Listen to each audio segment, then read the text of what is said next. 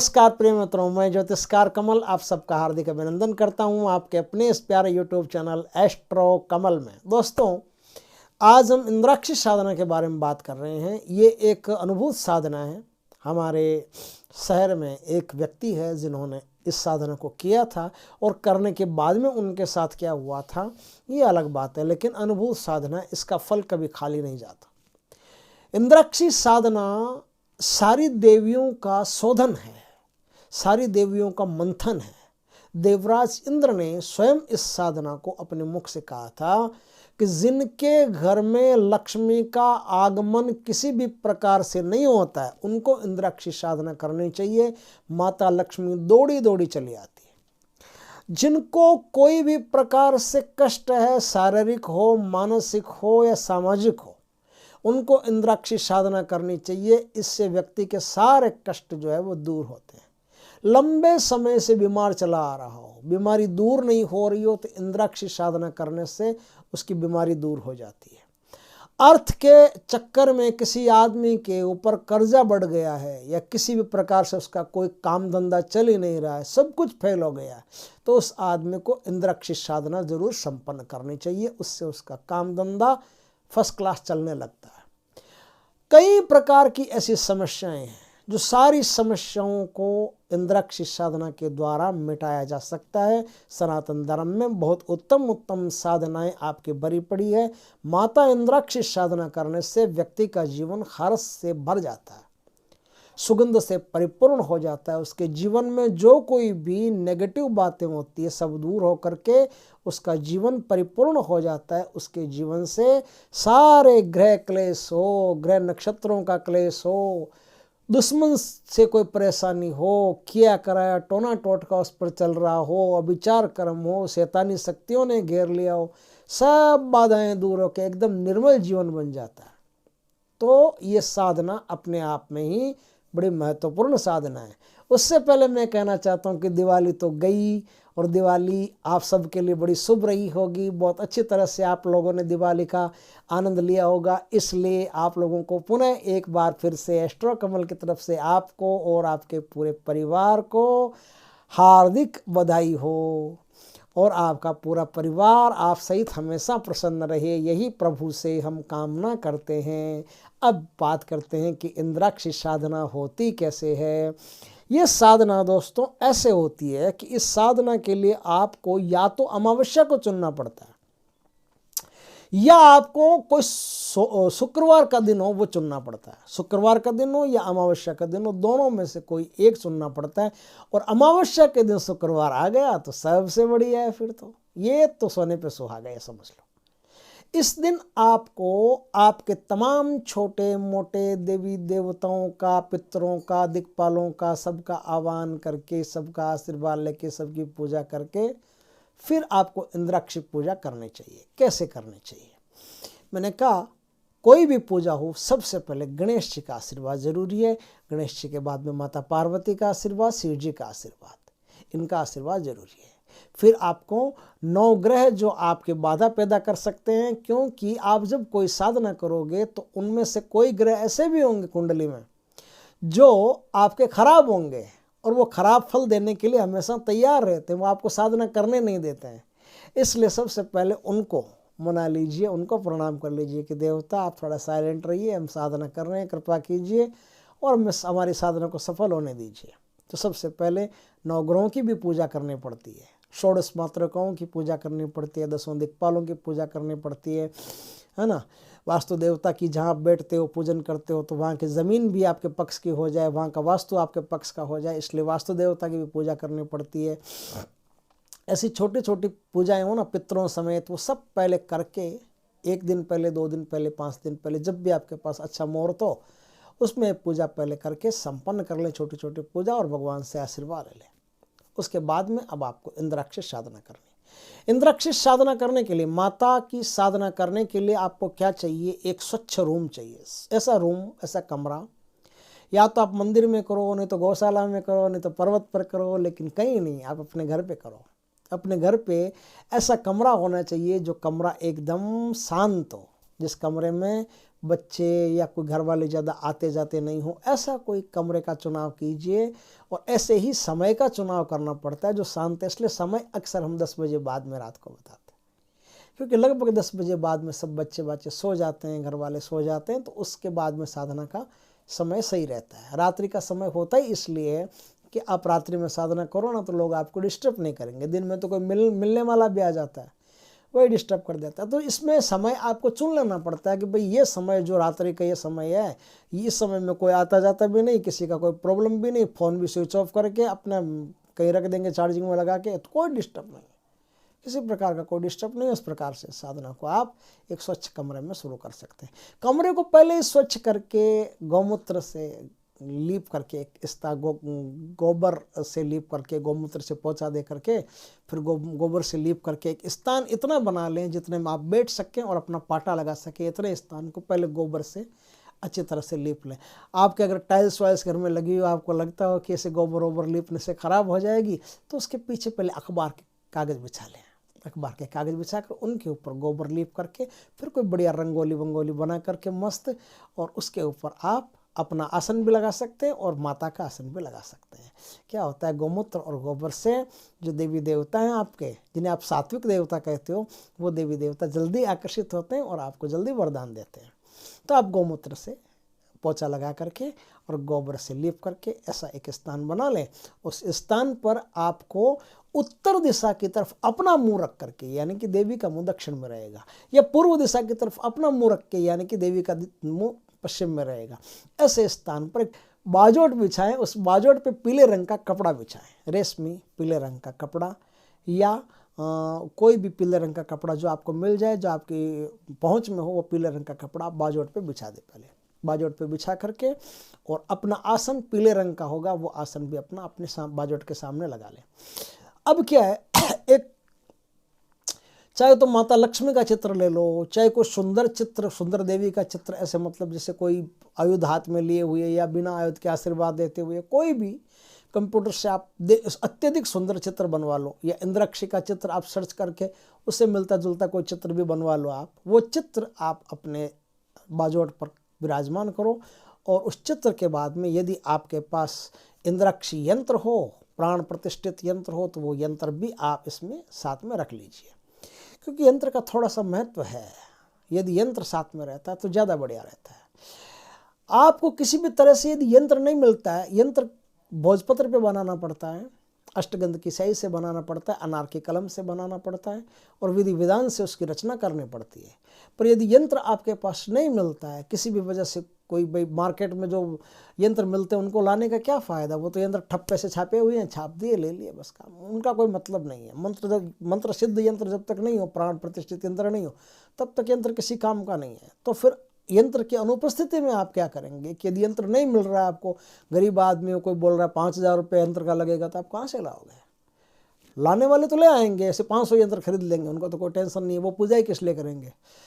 पूजा करने वाला एक सामान्य आदमी होगा, वो इतनी कीमत नहीं दे सकता यंत्र मंत्रों की। तो मैं आपको एक शॉर्ट तरीका बताता हूँ जिसमें यंत्र की कोई आवश्यकता नहीं है।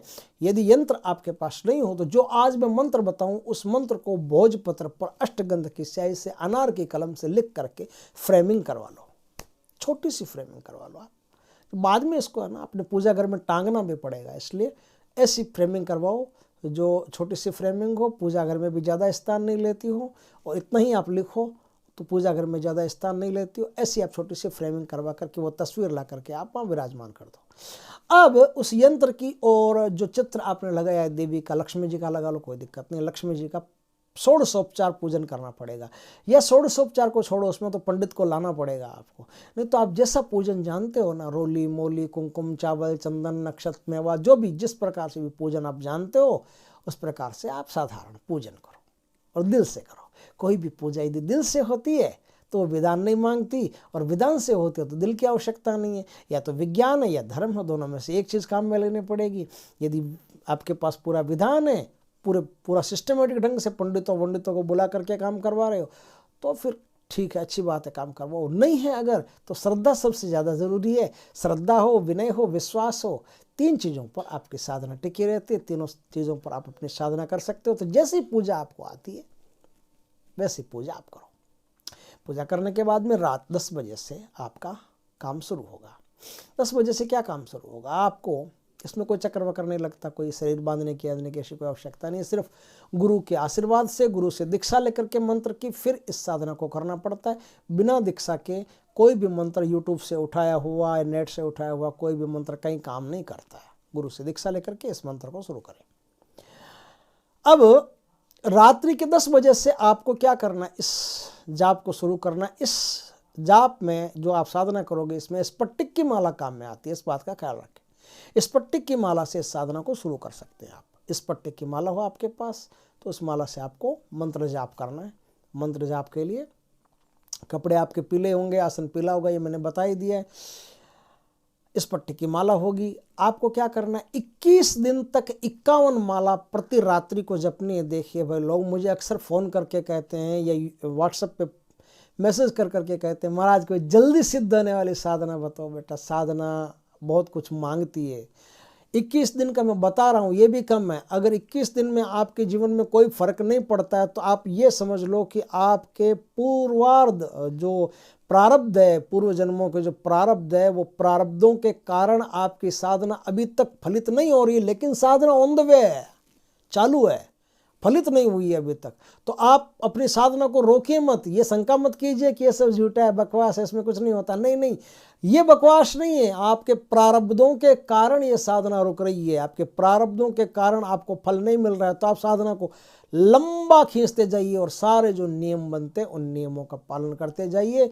नियम तो आपको पता ही है, नियम क्या बनते हैं। भूमि पर सोना होगा, ब्रह्मचर्य का पालन करना होगा, सत्य का प्रयोग करना होगा, क्रोध से दूर रहना पड़ेगा, शांत आचरण करना पड़ेगा, सोच समझ के फिर बात करनी पड़ेगी, कम से कम शब्दों में बात करनी पड़ेगी। और सिले हुए वस्त्र नहीं हो तो ज़्यादा बढ़िया है, साधना में सिले हुए वस्त्र नहीं होते हैं। अच्छा आचरण करना पड़ेगा, पराई स्त्री को माँ बहन ही मानना पड़ेगा। कोई भी लंपट दृष्टि काम नहीं आएगी। यदि करते हो तो आप आपके भागी होते हो, आपको साधना का फल नहीं मिलता है। दान पुण्य आपको रोज करना पड़ेगा। गाय हो, कुत्ते हो, कोई भी आपके घर में आ जाता है तो उसको दान पुण्य रोज आपको करना पड़ेगा। तो ये सब नियम, उन नियमों का आपको पालन करना है। उन नियमों से आपके भीतर धार्मिकता बढ़ेगी, धर्म बढ़ेगा, पुण्य बढ़ेगा और साधना आपके सामने प्रकट होना शुरू हो जाएगी, उसका फल प्रत्यक्ष होना शुरू हो जाएगा। तो इस तरह से आपको 51 माला प्रतिदिन 21 दिन तक जपनी है। ये मैंने कम बताया है, अपनी तरफ से एक लिमिट बताई है कि आप करो 21 दिन। हो सकता है कि 21 दिन में आपको कोई न कोई अनुभव हो जाए। 21 दिन पर्याप्त है। अगर अनुभव हो जाए तो ठीक है, आप आगे साधना चला लेना। 21 दिन में कोई भी अनुभव नहीं होता, रत्ती पर कोई भी फर्क नहीं पड़ता है, तो अब इस साधना को डरना मत, लंबा चलाना, खींचते रहना, लंबा खींचो आप। 42 दिन तक करो, फिर 51 दिन तक करो, खींचना, डरना मत। पक्का 100% इस साधना का फल आपको मिलना ही पड़ेगा। बस आप पूरी निष्ठा से, पूरे विश्वास से, और किसी को गुरु बना करके, गुरु वाक्यम ब्रह्म वाक्यम मान करके कि भगवान ने कह दिया, जो गुरु ने कह दिया वो भगवान ने कह दिया, जो गुरु ने कह दिया वो अडिग है, अटल है, ऐसा मान करके और फिर इस साधना को करो तो 100% आपको फल मिलेगा। कोई उसमें अतिशयोक्ति नहीं है। बस आप करते जाओ इस साधना को। जितना आपने संकल्प लिया है उस संकल्प के अनुसार जब आप साधना कर लो तो साधना करने के बाद में आपको घी में पंचमेवा मिला करके 1100 मंत्रों से आहुति देनी पड़ेगी। छोटा सा हवन कर लो। एक बार करना, बार बार नहीं करना। बार बार करते हो तो आपकी मर्जी, लेकिन आवश्यक नहीं है। एक बार थोड़ा सा फॉर्मेलिटी बनती है तो एक बार ये हवन आप कर लो। हवन करने के बाद में एक कुंवारी कन्या को, छोटी कन्या को घर बुला करके, बिठा करके आप भोजन करवाओ। भोजन करवा के उसे पूर्ण संतुष्ट करके, दक्षिणा वगैरह, वस्त्र वगैरह दे करके पूर्ण संतुष्ट करके अपने घर से विदा करो। उनका आशीर्वाद है माता जी का। कम से कम एक कन्या, आगे आपकी जितनी मर्जी हो उतनी आप भोजन करवा सकते हो, उतनों को प्रसाद बांट सकते हो। जो प्रसाद बनता है रात में, इसमें क्या होता है कि पंचोपचार पूजा करने के बाद में शुद्ध घी का दीपक जलता है रोजाना। रोज जो है वो शुद्ध घी का दीपक प्रज्वलित करना पड़ता है। और खीर और पंचमेवा का नित्य आपको प्रसाद चढ़ाना है। थोड़ी सी खीर बना लो, ये नहीं कोई कढ़ाई भर के बनाओ, थोड़ी सी खीर बना लो। थोड़ी सी खीर बना करके पंचमेवा आप थोड़ी सी कटोरी में माता जी को अर्पित कर दो, बस इतना में हो गया। ये जो खीर और पंचमेवा है ना, इसको रोज सुबह, जैसे आज भोग लगा दिया तो सुबह, आज भोग लगा दिया तो सुबह, रोज सुबह स्नान उनान करने के बाद में सब घर वालों को आप प्रसाद बांटोगे, थोड़ा थोड़ा करके पूरे घर वाले इस प्रसाद को खाएंगे, ताकि पूरे घर में जहाँ कहीं भी जिस किसी मनुष्य में नेगेटिविटी, नकारात्मकता प्रभावी हो रही है, असरदार हो रही है, तो वो उसको छोड़ करके निकल जाएगी। बस इस तरह से इस साधना को संपन्न कर रहे हैं। बहुत सुंदर साधना है, बहुत गजब की साधना है। तंत्र में इस साधना का बड़ा महत्व माना गया है, बहुत ऊंची साधना मानी गई है। आप भी अपने जीवन में यदि अर्थ से, यदि भोग से, यदि रोग से, चिंता से, किसी प्रकार के कष्ट से परेशान है तो इस साधना को जरूर करें। मान सम्मान इस साधना को करने के बाद में बढ़ता है। धन की स्थिरता इस साधना को करने के बाद में जीवन में बनने लगती है। आर्थिक विकास होने लगते हैं, काम धंधे में विकास होने लगते हैं। हर प्रकार के जीवन में कष्ट होते हैं वो इस साधना से कटते हैं। एक बार इस साधना को जीवन में जरूर इस साधना को एक बार अपने जीवन में करनी चाहिए। इसको करने से आपको वो फल मिलेगा जिसके लिए आप तरस रहे हैं, जिसके लिए आपको परेशानियां हैं, अर्थ के लिए हो, चाहे किसी भी परेशानी में आप हो, आपकी परेशानियों को हर प्रकार से निकाल देगी। क्योंकि इस साधना में ऐसी शक्ति है जो तीनों देवियां मिलकर के, माँ सरस्वती, माँ काली, माँ लक्ष्मी, तीनों मिलकर के इस देवी को प्रकट करते हैं। तो ये तीनों का जो समावेश है वो इस साधना में आपको मिलेगा। लक्ष्मी की जो कृपा है वो तो आपको फट से देखने को मिल जाएगी। आपके जीवन में लक्ष्मी माता की कृपा फट से होने लग जाएगी। दुश्मनों का सफाया होने लग जाएगा काली की कृपा से। बुद्धि आपकी बढ़ने लगेगी। काम धंधे में आपको ऐसी वैचारिक शक्ति, ऐसी वाणी का अद्भुत समागम आपको मिलेगा। आप जहाँ बोलोगे तो ऐसा लगेगा बहुत अच्छा बोल रहा है, तो ग्राहक भी आकर्षित होंगे आपके तरफ। तो बहुत फायदा रहेगा, बहुत लाभ रहेगा इस साधना को करने से। तो एक बार इस साधना को जीवन में करके ज़रूर देखें। अब मैं मंत्र बता देता हूँ कि वो मंत्र कौन सा है जिससे इस साधना को करना पड़ेगा। एक बार मंत्र बोलूँगा, 3 बार आपको अपने गुरु से कान में सुन करके दीक्षित होना पड़ेगा। दीक्षित होने के बाद में आप इस साधना को संपन्न करें। मंत्र है ओम श्रीं ह्रीं क्लीं ऐं इंद्राक्षी नमः। यह मंत्र है। इस मंत्र का जाप करके आप अपने भी जीवन को विकसित कर सकते हो, धन्य कर सकते हो, निष्कंटक कर सकते हो, निर्मल कर सकते हो। और कोई मित्र है उनको भी ये वीडियो भेज करके उनके जीवन में भी अच्छे प्रभाव पैदा कर सकते हो। वीडियो अगर अच्छा लगा हो तो लाइक करना, कमेंट करना, शेयर करना, और यदि पहली बार आप हमारे चैनल पर आए हो तो चैनल को सब्सक्राइब करना। पास में जो बेल आइकॉन का बटन है वो दबा देना, ताकि हमारे ज्ञानवर्धक जानकारीपूर्ण वीडियो सबसे पहले आपके पास आ सके। जय श्री कृष्णा, जय माता के दोस्तों।